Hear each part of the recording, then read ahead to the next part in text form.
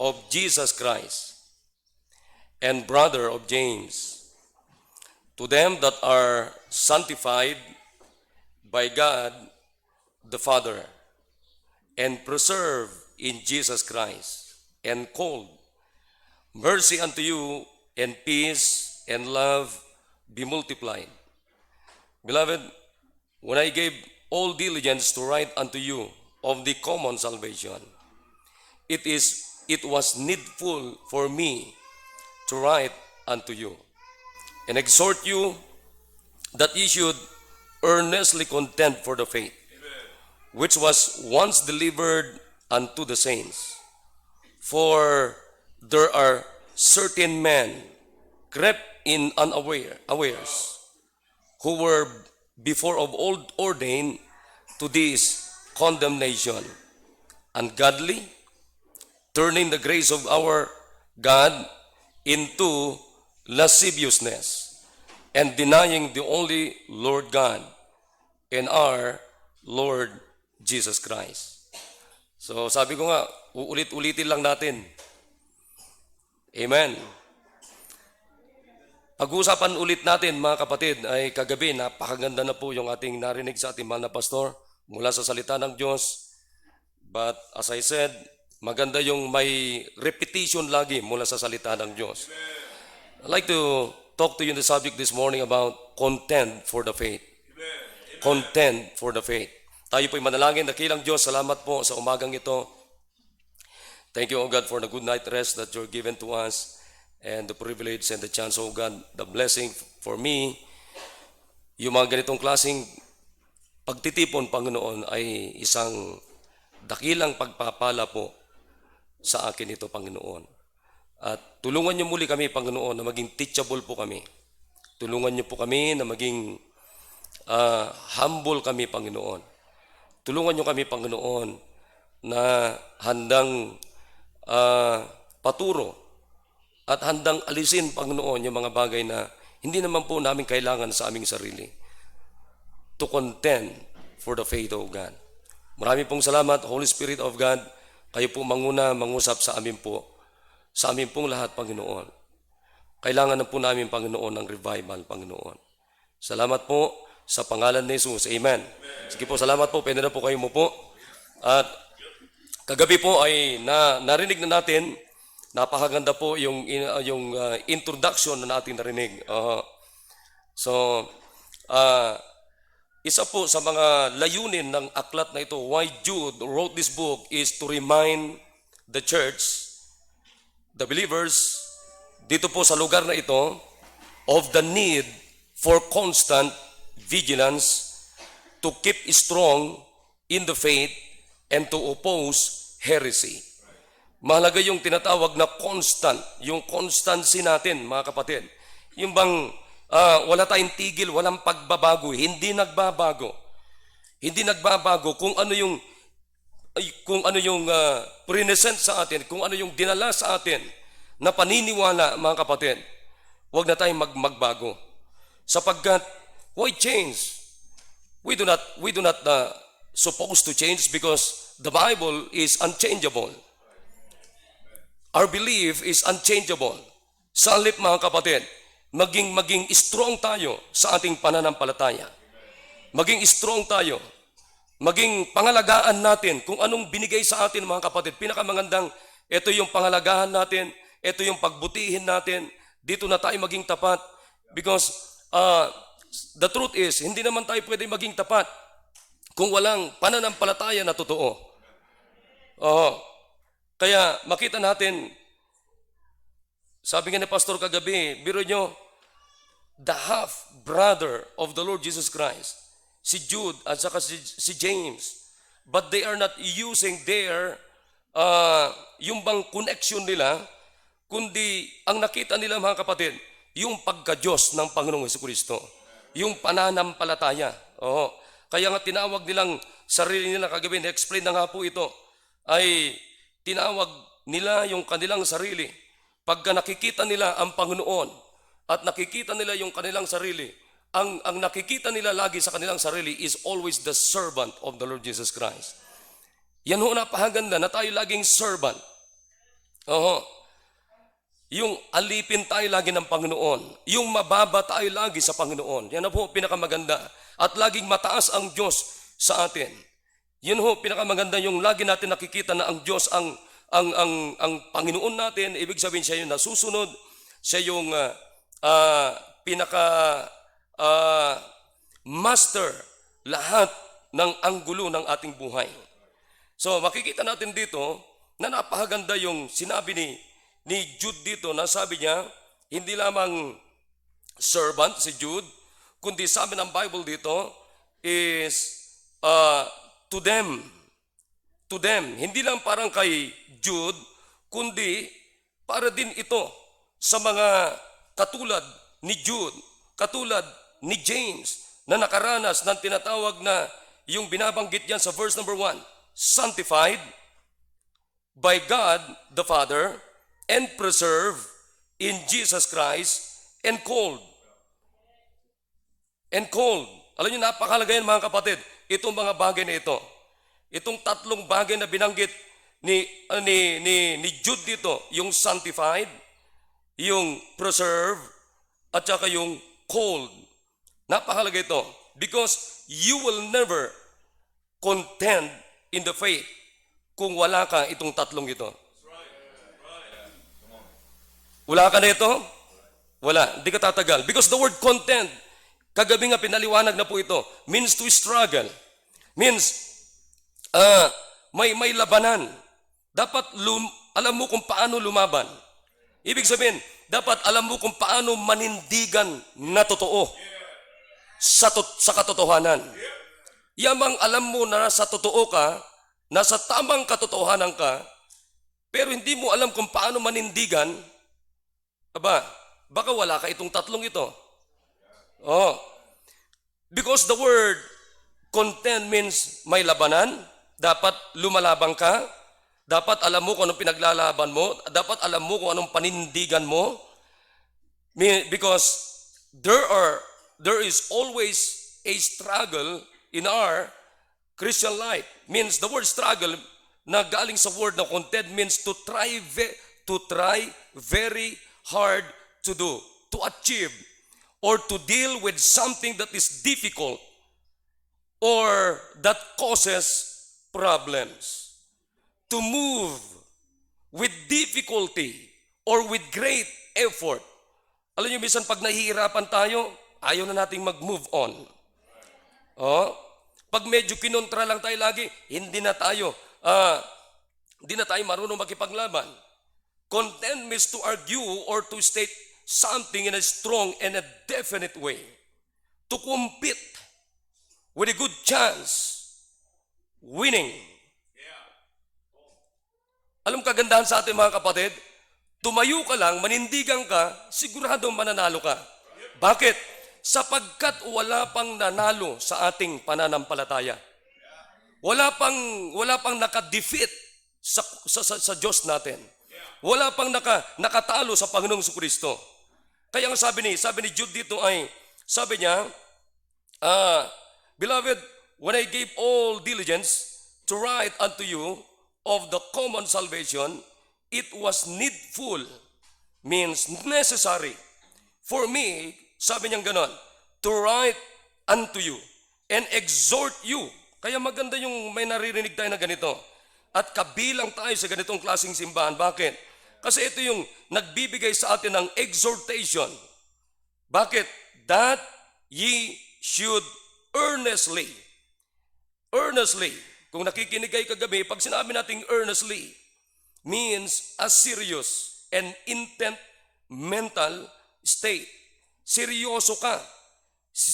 Sincere ka. When we say earnestly, meaning you are serious and sincere, meaning not light-hearted or playful. Hindi tayo naglalaro sa ating pananampalataya. Come on, amen. Hindi tayo naglalaro sa ating pananampalataya. Huwag niyong kakalimutan. The author and the finisher of our faith is the Lord Jesus Christ. Nagsimula lahat ang mga bagay na ito from the Lord Jesus Christ. No Jesus Christ, no faith. No Jesus Christ, no everlasting life. No Jesus Christ, mga kapatid, no Word of God. No Jesus Christ, wala lahat tayo dito. It's all about start from the Lord Jesus Christ. At bakit meron tayong connection sa Panginoong Kristo? It's all about faith. Nagsimula po tayo doon sa pananampalataya natin sa Panginoong Hesus Kristo. Kaya napakaganda mga kapatid na makita natin kung gaano kahalaga itong pinag-uusapan natin na tinatawag na contend for the faith. Now number one, who will contend for the faith? Come on, amen. Who will contend for the faith? Sino ba talaga? Sino ba talaga ang pwedeng lumaban, pwedeng manindigan? Sino ba talaga ang pwedeng maging seryoso sa labanang ito? Who will contend for the faith? Mga kapatid, napakaliwanag ito. Sabi ng Bible dito sa verse number 1, Jude, the servant of Jesus Christ and brother of James, to them.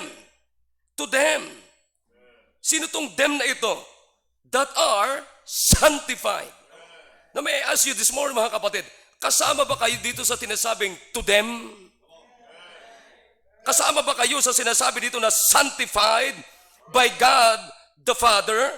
Very specific ito mga kapatid. Very clear ito. Hindi lang sinabi diyan na sanctified, but sabi ng Bible diyan, sanctified by God the Father. Means sanctified means to make holy, to make pure, to make consecrate, to venerate, pure, sinless, divine. Ano sabi ng Panginoon? Be ye holy because I am holy. Kaya mga kapatid, pwede tayong lumaban sa ating pananampalataya if you are sanctified, if you are preserved. Oh, I like the word. Napakaganda itong tatlong truth na ito mga kapatid. Sanctified, preserved, called. Are you sanctified this morning? Are you preserved this morning? Are you called this morning? But if you are really genuine kayo mga kapatid, tayo na sanctified, preserved, called, mga kapatid, meron tayong chance, meron tayong pagkakataon na lumaban kahit sinong kalaban na ito mga kapatid. We can defeat Satan. We can defeat those heresies. We can defeat those false prophets. We can defeat Satan if you are really sanctified, preserved, and called by the Lord Jesus Christ. But you will never ever, mga kapatid, hindi tayo tatagal sa ministry, hindi tayo madali tayong magbago kung hindi tayo totoong sanctified, hindi tayo totoong preserved, hindi tayo totoong called. But if you are genuine ka, mga kapatid, totoo kang sanctified, totoo kang nilinis, totoo kang banal, totoo kang ligtas. Anong sabi ng Panginoon? Kung sanctified ka, preserve ka. Amen. Preserve, ibig sabihin, kaya tayong ingatan, hindi tayo masisira. Kayang sirain ng dyablo yung ating testimony, kayang sirain ng mundo yung ating testimony, kayang sirain ng dyablo itong katawan natin. But Satan and the world and the forces of evil in this world, he will never destroy our sanctification. He will never destroy our eternal life. He will never destroy our Lord Jesus Christ because we are forever sanctified. We are forever preserved. We are forever called. Eh mga kapatid, huwag nating sasayangin yung privilege natin. Yamang tayo'y sinantify ng Diyos. Sinantified ng Diyos. Preserve ng Panginoon. Tinawag ng Diyos. Bakit tayo, mga kapatid, ay magbabago? Sabi nga ng Bible dito mga kapatid, in 1 Corinthians 1:24, but unto them which are called, both Jews and Greeks, Christ, the power of God, and the wisdom of God. Kaya ang ganda yung dulo niya, no? Yung binasa ng ating mahal na pastor kagabi, anong sabi ng Bible dyan? Now unto them, now unto him that is able to keep you from falling and to present you faultless. Kaya ba tayong i-present ng Panginoon na faultless? kung hindi tayo sanctified, kung hindi tayo preserved, kung hindi tayo called. Kaya ang ganda mga kapatid, ano sabi niya? Now unto him that is able to keep you from falling. Who is able to keep us from falling? Jesus Christ. He's the one who sanctified us, preserved us, called us. Ano sabi ng Biblia? And to present you faultless before the presence of His glory with exceeding joy. To the only wise God, our Savior, be glory and majesty, dominion and power, both now and forever. Amen. Wow. Alam niyo mga kapatid, kayo malaman natin, who will contend for the faith? Who will? Who will contend for the faith? Maliwanag ito. Sino ito mga pwedeng makapag-contend, pwedeng lumaban sa pananampalataya? Ito yung mga nakaranas ng sanctification ng Diyos. Ito yung nandoon sa grupo na preserve ng Diyos. Ito yung mga grupo na nandiyan na tinawag ng Diyos, mga kapatid. Tayo yan. Now, are you going to contend for the faith? Now, if you are going to contend for the faith, be sure you are sanctified. Amen. Be sure you are preserved. Be sure you are called. Kaya wag nating kagabi pa ulit-ulit sinasabi ng ating mahal na pastor, wag nating liliitin yung kaligtasan natin sapagkat dyan nagsimula lahat. Wag nating gawin lamang na maliit na bagay, yung kaligtasan natin, parang maliit lang na bagay, parang nonsense. Alam niyo kung bakit? Kasi ang dali nating tinanggap. Pero mga kapatid, kaya madaling tinanggap at madali na lang sa atin na maligtas at madali na lang yung kaligtasan. Alam niyo kung bakit? Sapagkat may gumawa na po ng paghihirap ng ating kaligtasan. May naghirap na, may nagdusa na, may nagsakripisyo na. Kaya nga mga kapatid, dapat ang maging maliwanag na lang sa atin. Kasama ba ako dyan? Who will contend for the faith? Come on, amen. Who will contend for the faith? Ang ganda nito, sabi niya, Jude, the servant of Jesus Christ and brother of James, to them that are sanctified by God the Father and preserved in Jesus Christ and called. Ang ganda, di ba? Alam mo, sabi ng ba, hindi lang tayo basta niligtas ng Diyos tapos iniwan tayo ng Diyos. Hindi.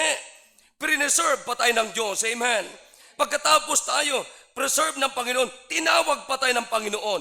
Kaya nga dapat wag na tayong maglaro sa sanlibutan. Hindi sanlibutan ang kalaro natin. Dapat makita sa ating mga kapatid na tayo ay hinugot, inalis ng Diyos sa sanlibutan at dinala tayo ng Diyos sa isang napakagandang kalalagyan. Anong kalalagyan natin ngayon? Simula nung tinanggap natin si Kristo, sanctified, preserved, called. Kaya meron tayong kakaibang patotoo. Amen. Hindi katulad ng mundo. Kaya dapat iwalay tayo sa kamunduhan. Iwalay dapat tayo sa kasalanan. Because we are now sanctified, means holy, means pure, separated from sin. Oo, nagkakasala tayo, nagkakamali tayo. Pero mga kapatid, dapat makita yung kaibahan ng ating buhay ngayon because we are now preserved by God the Father. Or sanctified by God the Father and preserved in Jesus Christ. Preserved in Jesus Christ. Saan tayo preserved? In Jesus Christ. And Jesus Christ, the same yesterday, today, and forever. Looking unto Jesus, He is the author and finisher of our faith. Mga kapatid, hindi tayo kayang bulukin ng sanlibutan ito. Bakit? We are preserved. Hindi tayo kayang gawing basurang sanlibutan ito because we are preserved. Amen. Hindi tayo basura. Sa halip, mga kapatid, we are precious in the sight of God. Amen. Yan ang kagandahan. So number one, contend for the faith. Who will contend for the faith? Ito yun, sila yun. Ito yung mga sanctified. Kasama ka ba dito? Come on, amen? Kasama ka ba dito? Now, kung kasama ka dito sa grupong ito, mga kapatid, na sinasabi ni Jude dito na sanctified, preserved, called, bakit hindi ka nakikipaglaban? may lumapit lang sa'yo na galing doon sa simbahan ni Satanas, naniwala ka kaagad ng kanyang sinasabing maling paniniwala. Alam mo, makinig kayo mga kapatid, kung totoo kang sanctified, totoo kang preserved, totoo kang tinawag, hindi ka maluloko ng mga loko-lokong ito. Hindi ka madaling lokohin. Marami na kami naranasan, pero sabi ko, kaya nga minsan, kayo mga nakikinig sa YouTube, hindi masamang makinig sa YouTube, pag alam mo kung ano ang tamang paniniwala at maling paniniwala, dapat mong ipaglaban at hindi kailangan ipaglaban. Di ba? Ako nanonood din ako pero sabi ko, hindi, mali itong sinasabi niya. Hindi yung nanonood ako, tama to ah. Hindi pala tama yung nakamulatan ko simbahan namin na tithing sa. Di ba? Kaya ako nagpapasalamat sa Panginoon na meron tayong simbahan, meron tayong pastor, sapagat meron tayong Diyos na hindi nagbabago. Amen. Nakakalungkot eh. Marami na rin dumating doon sa amin eh. Na, eto, ganito, ganyan. Nagdeklara ako. Sabi ko, sino man sa inyo dito na hindi sumasang-ayon sa paniniwala ko, na naniniwala ako magpakailanman sa sinner's prayer. Di silang umalis. Di ba? Bakit? Peke sila eh.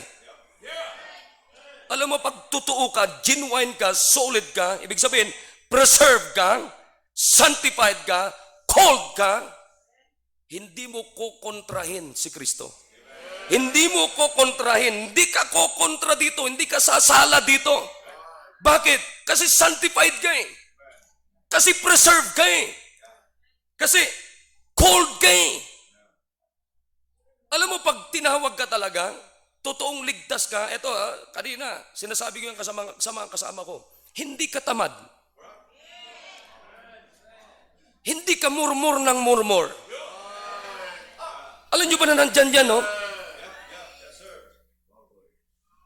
Hindi ka murmuring.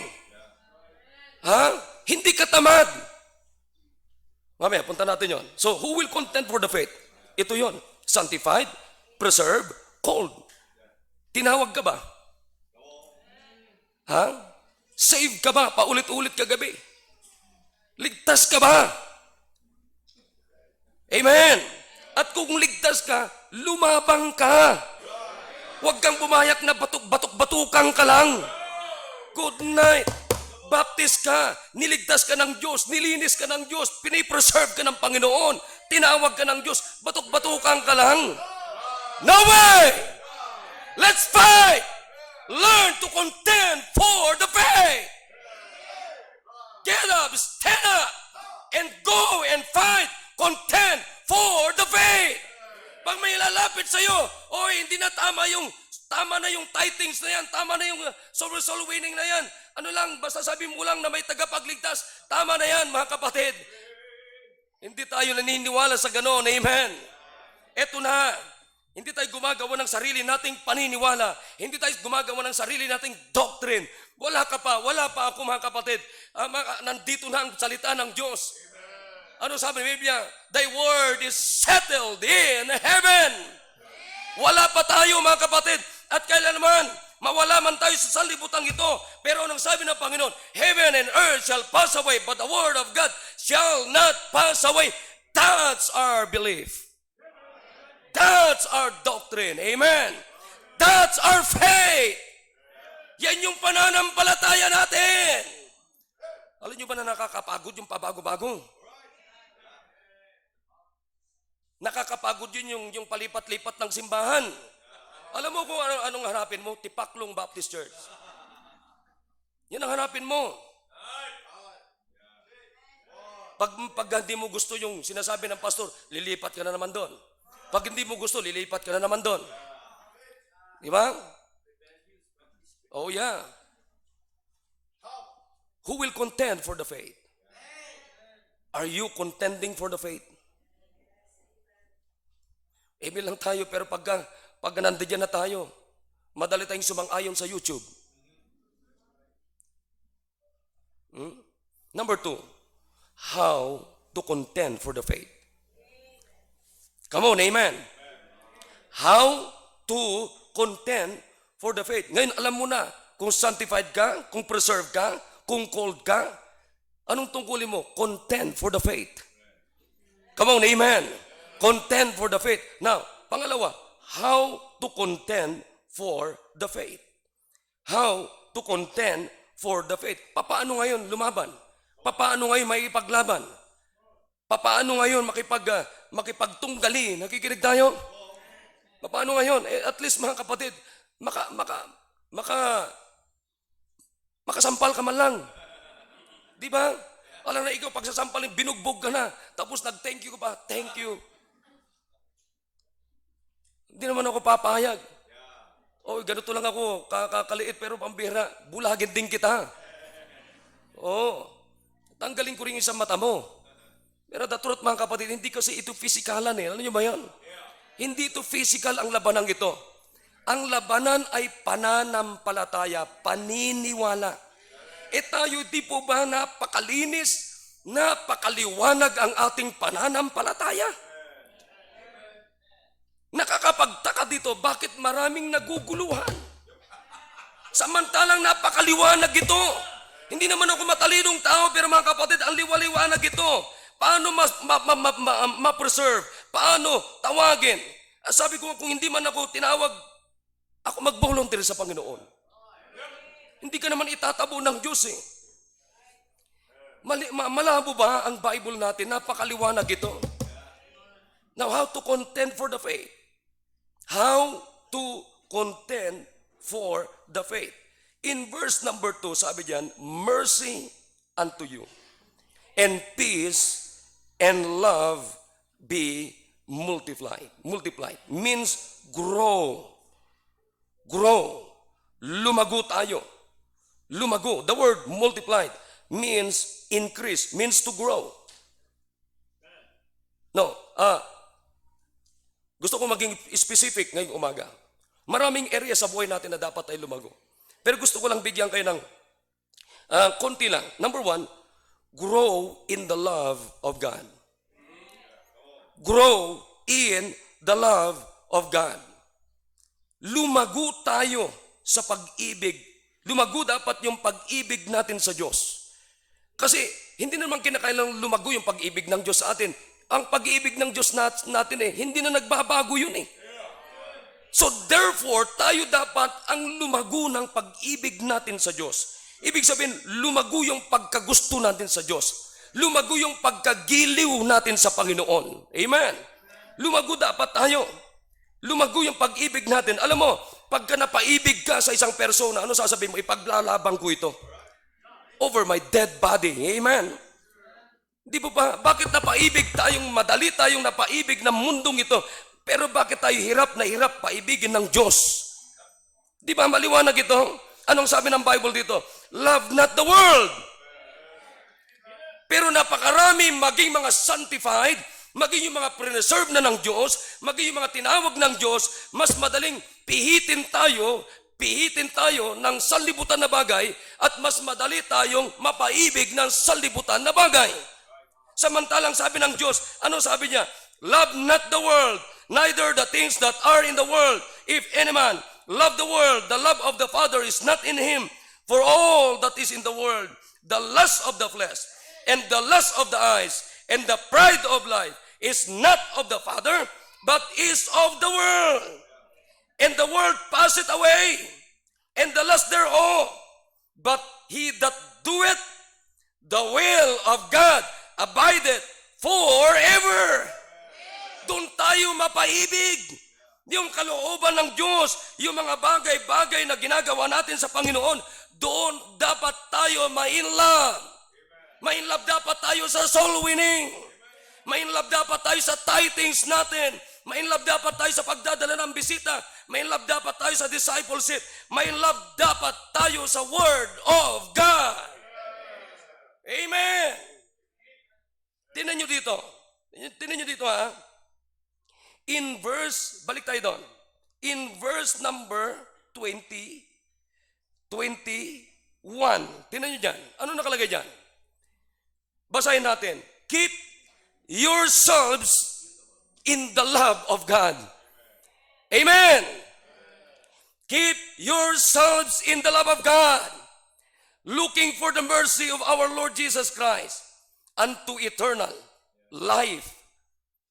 Kaya ang pinakamaganda, kanina kausap ko na naman yung mga kasama kong full-time. Sabi ko magsipag tayo. Ha?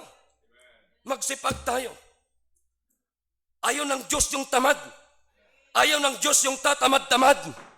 Kaya kinakailangan magsipag tayo. Kinakailangan ma-inlove tayo sa Panginoon. Wala na tayong kinagigiliwan, mga kapatid, kundi ang Diyos. Sapagkat anong sabi niya? He first loved us. Akalain mo, mga kapatid, sino ang unang na-in-love sa atin? The God of heaven. The Holy God. Ha? Banal na Diyos na in love sa atin nung tayo ay makasalanan pa. Ngayon, kung sanctified tayo, ibig sabihin holy na tayo, kung totoong banal ka, dapat matutunan mo rin na mahalin ang banal na Diyos. Sapagkat ang hindi banal na tao, hindi ka mai-inlove sa banal na Diyos. Pero kung banal ka, mga kapatid, mai-inlove ka sa isang banal na Diyos. Kaya dapat dito, palaguin natin ang pag-ibig natin sa Diyos. Amen. Diyan dapat lumago. Kaya nga sabi ni Jude dito, keep yourselves in the love of God. How to fight, mga kapatid, how to contend for the faith. Love the Lord and not the world. Come on, amen. Love the Lord and not the world. Love the Word and not the world. Come on, amen. Alam niyo, kanina sinasabi ko sa mga kasamahan ko, dapat marating natin yung yugto ng ating buhay na parang pag nagbasa ka ng Bible, parang ayaw mo nang humintong magbasa ng Bible. Amen. Parang pag nakinig ka ng preaching, parang sinasabi mo, gusto ko pa, pastor, gusto ko pa bitin yung preaching mo. Gusto ko pa mahaba na preaching. Pero anong sinasabi natin? Ang haba ng preaching. Di po ba? Come on, amen. Let's be honest. Kilala tayo lahat ng Diyos, mga kapatid. Kaya maganda, alam mo, pag in love ka sa soul winning, pag nag-win ka ng isang kaluluwa, parang ayaw mong huminto. Pag nag-Bible study ka, parang gusto mo mag-Bible study ka the whole day. Pag nagbasa ka ng Bible, parang gusto mo, mga kapatid, magbasa ka ng Bible the whole day. Pag lumuhod ka at nanalangin ka, parang gusto mong kausap ang Diyos the whole day at wala ka ng ibang kakausapin. Ganyan lamang po. Iyan po ay isa sa mga paraan. Kung gusto mong makipaglaban sa pananampalataya, wala ka ng ibang minamahal sa buhay mo, kundi ang Diyos. Amen? And then, pangalawa, be diligent in the faith. Or be diligent in serving God. Alam niyo yung diligence na tinatawag? Diligence means yung to continue or preserving. The preserving application. Diligence means preserving application. Means to continue doing something or trying to do something even though it is hard. Pero sa totoo lang naman, wala naman mahirap pag mahal mo ang Panginoon eh. Walang mahirap pag mahal mo ang isang persona. Di po ba? Amen. Magiging madali yung mahirap pag na-inlove ka. Tignan mo, kahit pangit siya, sa'yo maganda. Pag ibang tumingin, ang pangit. Pero pagka tumingin ikaw, kasi nai-inlove ka, pambira. Lahat magaganda. Lahat maganda. Bakit? Kasi in love ka eh. Ha? Tanong, ano ang pangit sa Diyos natin? Wala naman eh. Ha? Sabi nga na Biblia, walang kapintasan ng Diyos natin. Kaya pinakamaganda, Magsipag tayo. Kaya makita nyo dyan, ano sabi ng Bible dyan? Beloved, when I gave all diligence, all, sinagad ni Jude, all, constant effort. The word diligence means constant effort to write unto you. Sa panahon na ito, mga kapatid, habang sinasabi ni Pastor kagabi, hindi madaling sumulat sa panahon na ito. Hindi madaling maging Kristiyano sa panahon na ito. Kaya nga sabi ni Jude dito, contend. Bakit? May labanan. Kaya hindi madali kasi may labanan. Kasi kung madali, dapat wala ng labanan. Pero ano sabi niya? Beloved, when I gave all diligence to write unto you of the common salvation. Oh, mabuti nga dito Nung araw, pag nagsasalita pala yung mga apostles, mga kapatid, kinakailangan magsulat ka. Kasi wala pa naman tayong mga kumpletong revelation ng Diyos nung panahong ito. Pero sa panahon natin, kumpleto na Hawak-hawak mo na ito, pwede mong basahin kahit saan ka. Di po ba, amen? Pero pwede natin basahin kahit saan tayo. Hawak-hawak natin ito kahit saan tayo. Pwede natin dalhin kahit saan tayo. Pero hindi naman natin binabasa. Paano naman tayo may inlove sa Panginoon? Paano tayo magsisipag sa gawain ng Diyos? Amen. Paano tayo magiging masigasig sa gawain ng Diyos? Kaya ang tanong natin mga kapatid, how to contend for the faith? Alam mo, ma-inlove ka lang sa Panginoon. Sasabihin mo, inyo na lahat yan, yun na lahat yan. Basta dito na ako, mahal ko ng Panginoon, dito na ako. Ibibigay ko na yung buong buhay ko dito. Oh? Sabi ko nga kanina, alam mo, gustong-gusto ko na yung buhay ko na bilang full time.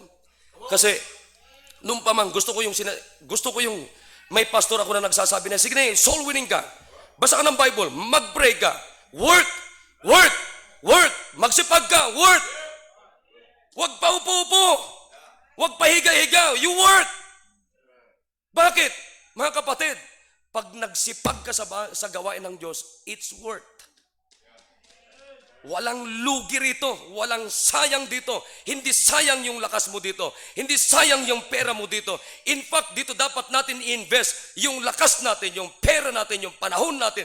Everything mga kapatid. The whole life natin, dapat dito natin ibuhos mga kapatid. Sapagkat sa totoo lang, si Kristo doon sa cross ng Kalbaryo, binuhos niya lahat doon, yung lakas niya, yung buhay niya, nadanak ang dugo niya sa cross ng Kalbaryo for you and for me, para magkaroon tayo ng buhay na walang hanggan.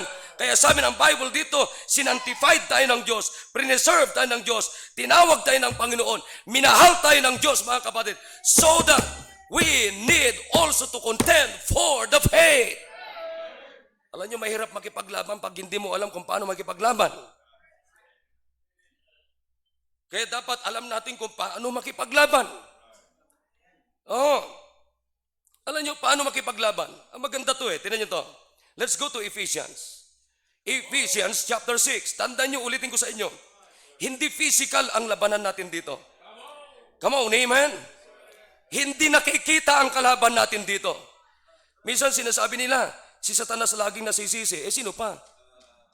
Siya man naman promotor lahat ng kalokohan. Di po ba? Kaya dapat wag tayong paluloko sa kanya. Tingnan nyo, ano sabi ng Bible dito? Ito, maliwanag din ito kung paano tayo makipaglaban sa kaaway natin. Alang-alang sa pananampalataya. Ano sabi ni Apostol Pablo? Finally, my brethren, be strong in the Lord. Amen. Be strong in the Lord. Kinakailangan maging strong yung ating pag-ibig sa Diyos. Kinakailangan maging strong yung ating pananampalataya. At ang sabi ng Bible diyan, and in the power of His might, put on the whole armor of God. Amen. Put on the whole armor of God, that you may be able to stand against the wiles of the devil. For we wrestle not against flesh and blood, but against principalities, against powers, against the rulers of the darkness of this world, against spiritual wickedness in high places. Mga kapatid, malupit tong kalaban natin. Kaya makita nyo, pati pastor pinababagsak, mga kapatid. Pati mga matatapat na manggagawa ng Diyos, matagal ng full-time na ginagamit ng Diyos, nagsuko ng buhay, pero pinababagsak ng kaaway. Ganyang katindi, ganyang kalupit ang kaaway, kapatid. Ang kalaban natin is 24 hours. Alerto yan, kapatid. Samantalang tayo, hindi tayo 24 hours na nag-iingat. Hindi tayo 24 hours na alerto. Pero ang kalaban natin, 24 hours, mga kapatid, na ang diablo ay alerto, naghahanap diyan kung sino yung maloloko niya, naghahanap sa atin kung sinong pababagsakin niya. Sabi ni Biblia, ni Peter, mga kapatid, parang layon na laging gutom, ganyan ang diablo. Amen! Kaya sabi ng Bible dito, wherefore take unto you the whole armor of God, that ye may be able to withstand in the evil day, and having done all to stand, stand therefore, having your loins girt about with truth, and having on the breastplate of righteousness, and your feet shod with the preparation of the gospel of peace.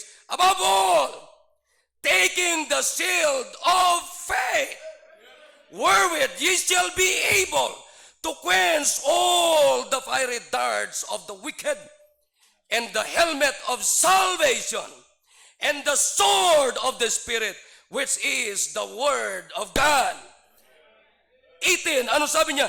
Praying always, with all prayer, and supplication in the Spirit, and watching thereunto with all perseverance, and supplication for all saints. Mahirap kalabanin ang hindi nakikita. Pero mga kapatid, hindi man natin nakikita ang kaaway, meron tayong sandatang para sa Kanya. Amen! Salita ng Diyos. Kaya ang pinakamaganda, habang tumatagal tayo, lalo dapat tayong nai-inlove sa Diyos. Habang tumatagal tayo, lalo tayong nagsisipag, lalo tayong nagsisikap. At kung ang diablo nagdo-double time, dapat nagdo-double time din tayo. Come on, amen? The last, una, who will contend for the faith? Pangalawa, how to contend for the faith. Pagtibayan natin yung pag-ibig natin. Magsipag tayo, magsikap tayo. Ibuhos natin lahat yan. Sabi nga natin, diyan na tayo mamamatay. Dito na tayo mamamatay sa pananampalatayang ito. Alam niyo kung bakit? Si Kristo namatay sa krus ng Kalbaryo. Sa pananampalatayang ito. Because He is the author and finisher of our faith. Then number 3, why contend for the faith? Why? Ha? Balik tayo dun sa text natin. Anong sabi ng Bible dyan? For there are certain men crept in unawares. For there are men crept in unawares. Ano yung ibig sabihin ng crept or creep? Gumagapang. Oh? Gagapangin ka. Ginagapang ka na hindi mo inaasahan. That's the word, unawares. Di ba? Sige, ayaw mo makipaglaban, gagapangin ka ng kalaban mo. Gagapangin ka ng mundo. Gagapangin ka ni Satanas. Ha? Sige, hindi ka alerto. Come on, amen? Sige, wala ka lang pakialam. Basta magsimba lang ako. Ha? Hindi mo alam gumaghapang sa'yo.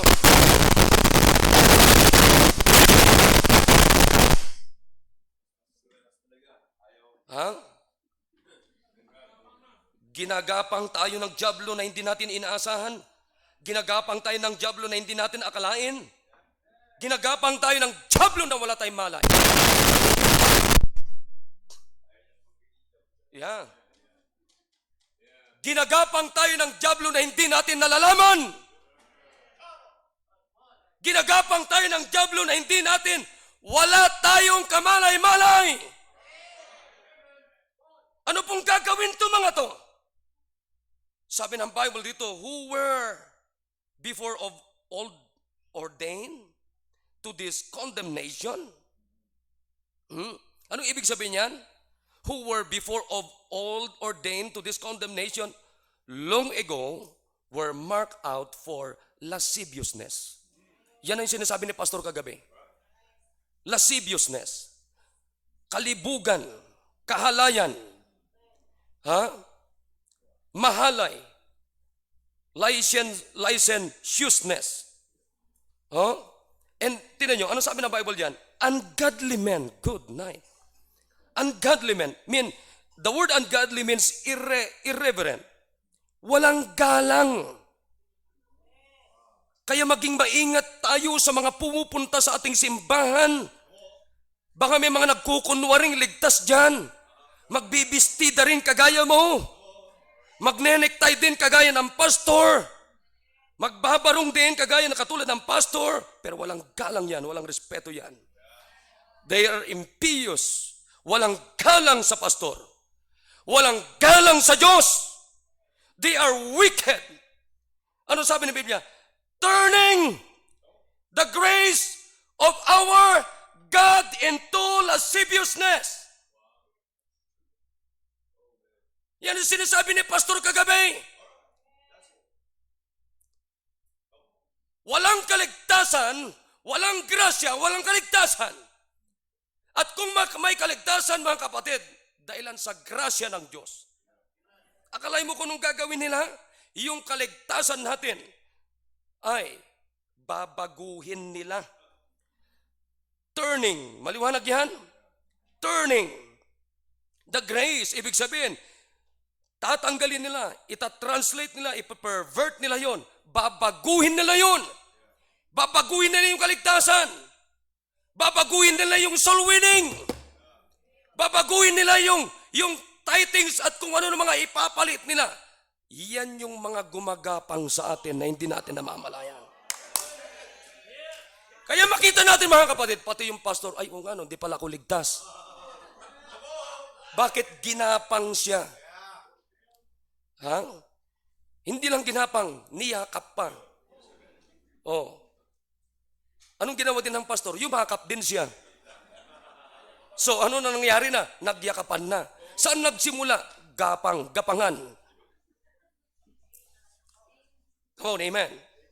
Alam ko may naalala tayo sa gapangan na yun, tsaka yakapan. Na ranger.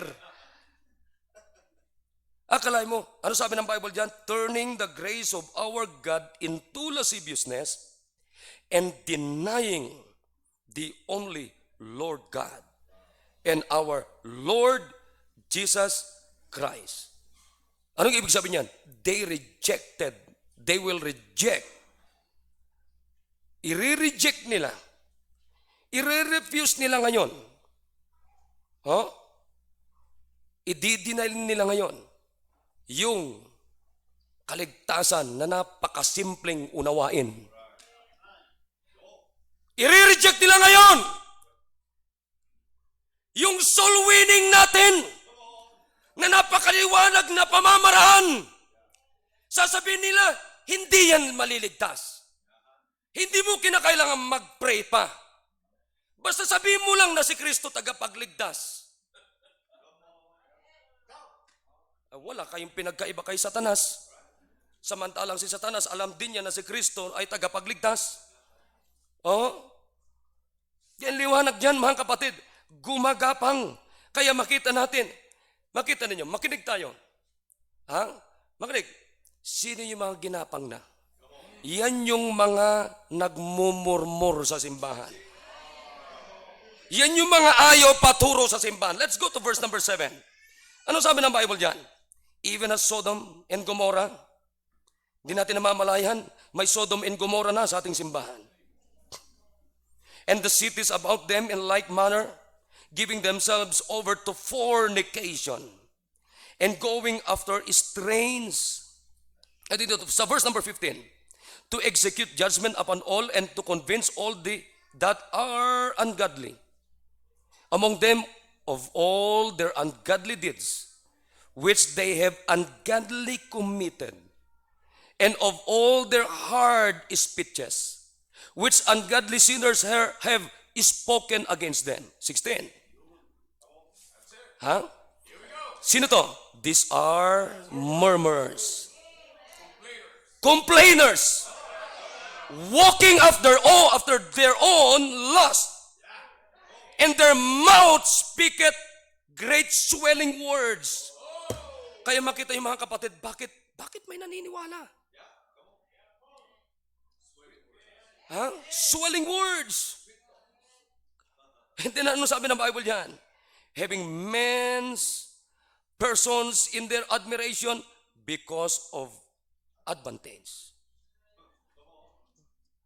Kaya, alam mo, sa totoo lang, sa amin, bago nangyari yon, matagal ko na napapansin.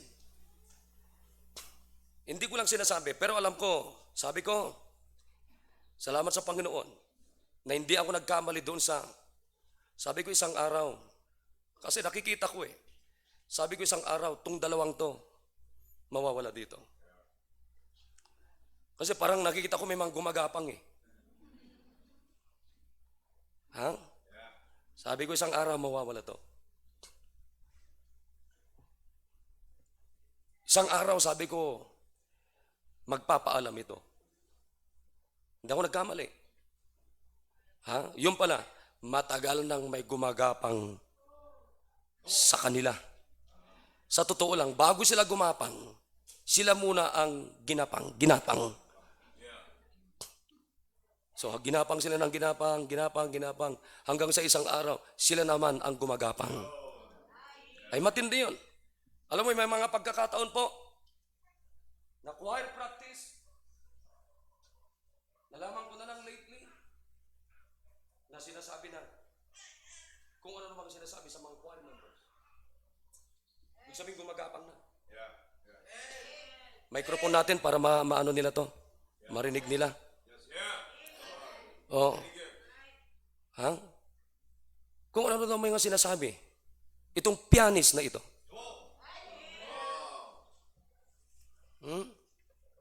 Sabi ko kung nagalit nga ako kay Meshach, bakit di mo sinasabi sa akin?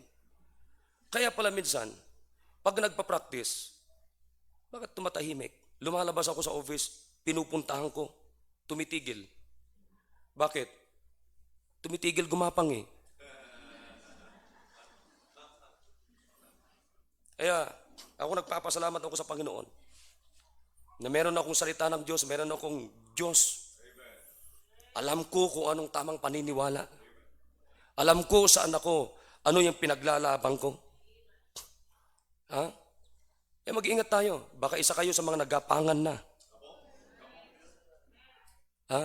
Nakita yung mga murmur, si pastor laging tithings, si pastor offering, si pastor laging giving, si pastor laging soul winning, si pastor laging, ano ngayon?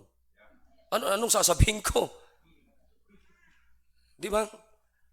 Pala gumagapang na. Pati tithings kinokontra. Ha?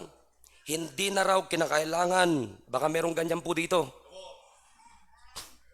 Hindi na raw po kinakailangan isulat ang pangalan sa offering envelope.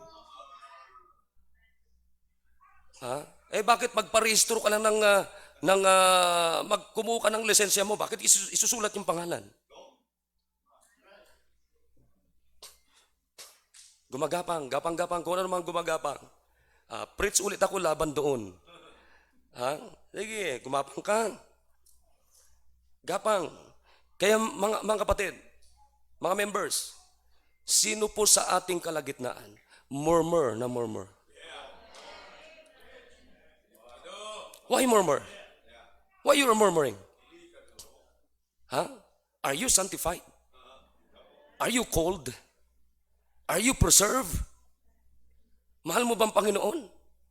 Come on, amen. Tingnan nyo, ano pa? Sabi ng Bible diyan, but, beloved, in-encourage na naman tayo. Remember ye the words which were spoken before of the apostles of our Lord Jesus Christ. How? That they told you there should be mockers in the last time. Abay, tayo pa mali, ano? Who should walk after their own ungodly last. This be they who separate themselves. Kaya makita nyo, humihiwalay yan. Sensual, having not the Spirit. But ye, beloved, building up yourselves on your most holy faith. Praying in the Holy Ghost. Keep yourselves in the love of God. Looking for the mercy of our Lord Jesus Christ unto eternal life. And some have compassion, making a difference. Mga kapatid, pambira, kahit magsama-sama sila, by God's grace, kahit mag-isa na lang ako, mananatili ako dito by biyaya ng Panginoon. Oh? Alam nyo, ewan ko lang. Now, why content for the faith? Kasi maraming ganyan. Magrig kayo. Habang lumalago yung simbahan, habang dumadami, alam nyo ba na dumadami rin ito? Come on, amen. Habang gumagapang tayo, habang all out tayo soul winning, gumagapang din sila. Ang matindi dito, wala na nga sila, gagapangin pa nila yung mga miyembro natin. Meron nga pinuntahan po Tinex. Yung isang juniors natin. Nakita niya. Alam niyo, matalino pa yung junior. Sabi niya, hindi ako pupunta sa inyo, hindi ako sasama. Bumalik sa simbahan natin. Ha? Matindi to. Mga kapatid, hindi tayo nag-uusap dito na tsambahan lamang. Totoo po ito. Ha? Walang tigil ito na gumapang. Kaya nga huwag tayong tumigil na manindigan. Kung tumigil tayo na manindigan, di ubos lahat tayo. Pero pag makipaglaban tayo mga kapatid, silang mauubos. Silang titigil. Kaya nga sabi ko sa ilang mga tatay, kausap ko rin isang araw, sabi ko, itong mga taong ito, kinakailangan maramdaman nila na ostracize sila. Mga kapatid, ewan ko sa inyo, ako ayoko makipag-communicate, ayoko makapag-fellowship sa mga taong murmurs.